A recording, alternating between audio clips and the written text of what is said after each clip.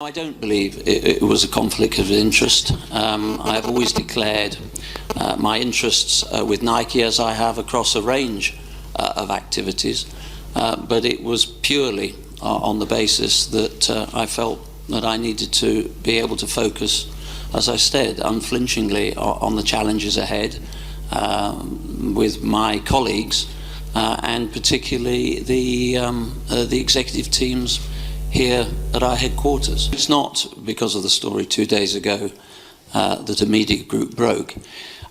It's because, as I said at the very beginning, and actually within hours of succeeding to the presidency, actually answered the question that I would, of course, and actually before the election too, make all the relevant adjustments, but those adjustments had to be made in a systematic and sensible way.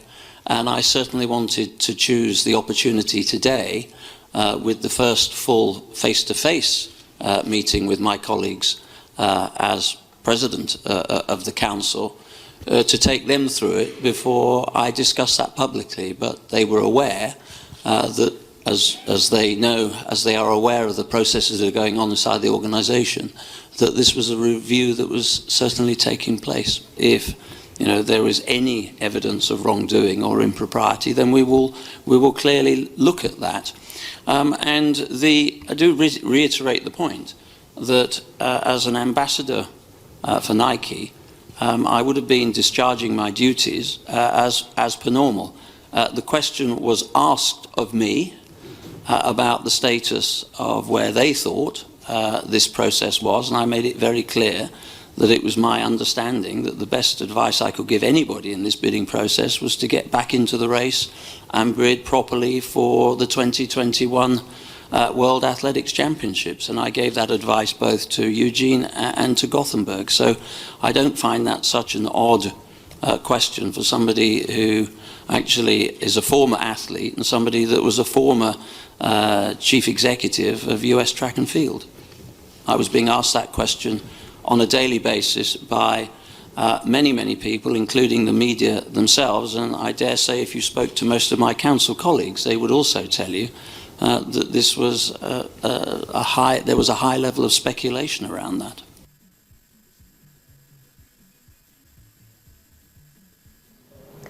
Yeah, that's coming from Sebastian Coe, the reason why he had to quit that Nike role after 38 years. Well, we'll switch over now to rugby. Of course, you know what happened when in South Africa, where the Black Stallion just couldn't fly, as if they can, but they just couldn't fly. They finished 8th in that championship because they also lost the chance to qualify for the Olympics. We have the technical director in the house and also the captain of the team. From the technical director, Olatunji Pastor, welcome to the program. Thank you very much.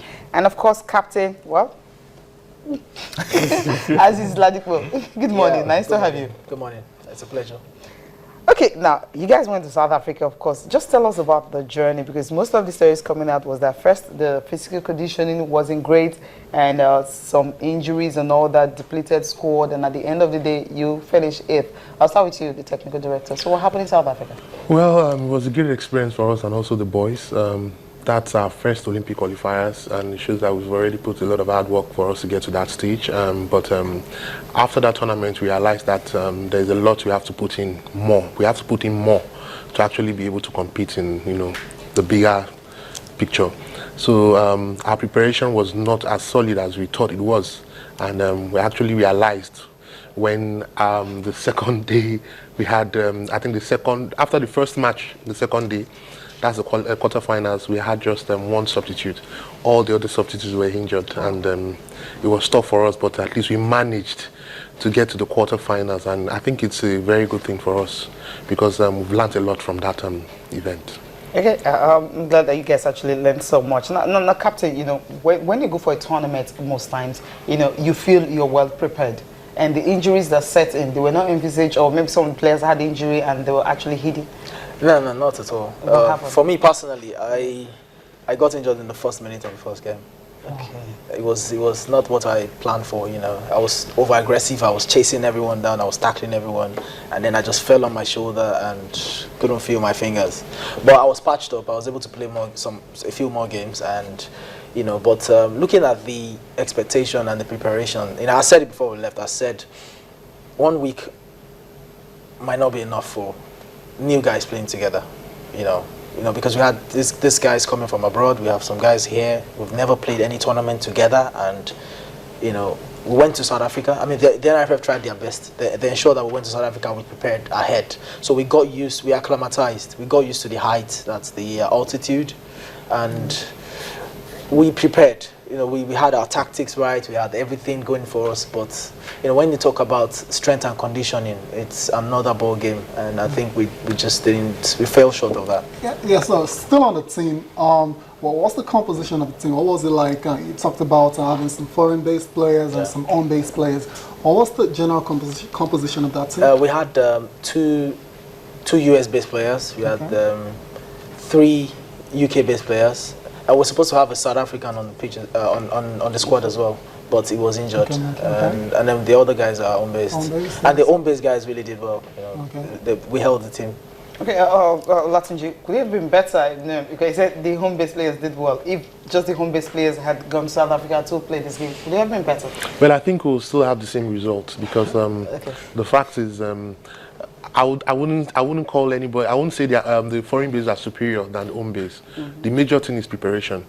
If you have enough funds to prepare, at least for you to play at that level, you should be able to keep your players for at least minimum of 2 months. So why didn't you people do that? You're the technical director. The truth about it is we actually tried from our own pocket to actually even have that 1 week camp.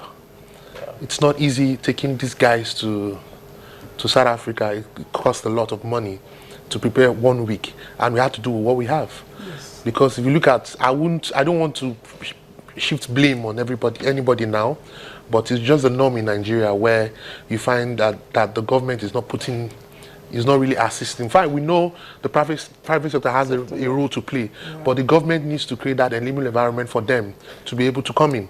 But in the case where most federations don't even go for tournaments because they can't afford it.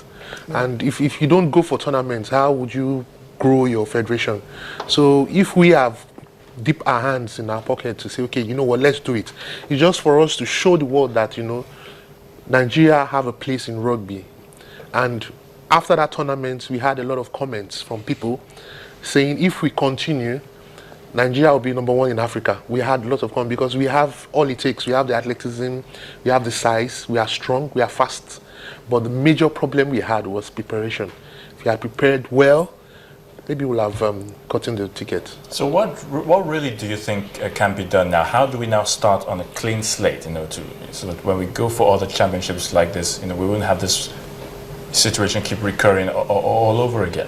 Well, since we know where the problem is, we have actually identified the problem, and we are trying to see how we can rebrand ourselves. We want to make ourselves a product we can sell to private companies to see how they can key into the brand and make it a tool for themselves to actually advertise their products and actually put themselves in world map. Because you see, one thing about rugby is you go to a lot of places when you talk about rugby. Yes. If you look at the HSBC Sevens, Kenya as a team started, I think, 7 years ago, and look at Kenya now. Their what they generate alone from merchandise, their merchandise is very high. They generate more than their football team because they've been able to identify that it's a brand on its own, and they've been able to brand themselves, and they've sold it to Kenya Airways. Sorry for mentioning names. And you know, they are now gaining from it. Yeah, they're gaining a lot from it because the mileage they get is even way than what they're putting in.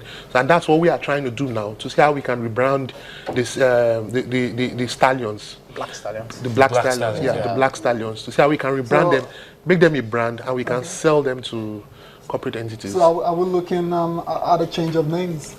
No, we can't change the name. I think I like the name Black Stallions. Yeah, so part, Yeah, my one of the brand of with course, a name of change. course. It's a possibility. No. What I mean, the brand, the name will stay. Okay, you're not but changing we it. just have to change the outlook of the team itself. Perhaps we the look at it philosophy as as well. Nigeria, but what we are trying to do now is Black Stallion is actually a brand you can invest in, and you can get a lot of mileage from it if you invest in it. Talking about selling of merchandising, you know, your product, where your product can even get to and all. That we are working on that. Just to Okay, well, are there some things that you guys have actually put in place for this rebranding you're talking about? Yes, the major tool we want to use is actually setting up the Nigerian Sevens, Black Stallion Sevens Academy. Okay. That's the brand we want to use, and that academy, from that academy is where we'll have the Black Stallion itself. So we are going to start looking for players from age 7. We are going to start nurturing them from that academy, and by the time we groom them to a certain stage, we won't lack players.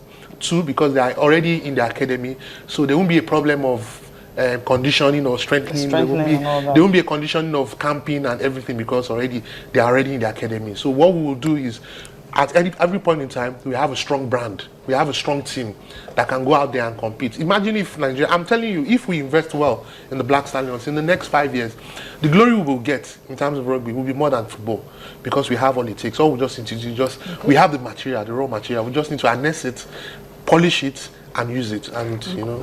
How soon can we have this Black Stallion 7 Academy? Yeah, already we have a proposal ready. We are speaking with 1 or 2 people, and we hope that hopefully before mid next year we should kick off.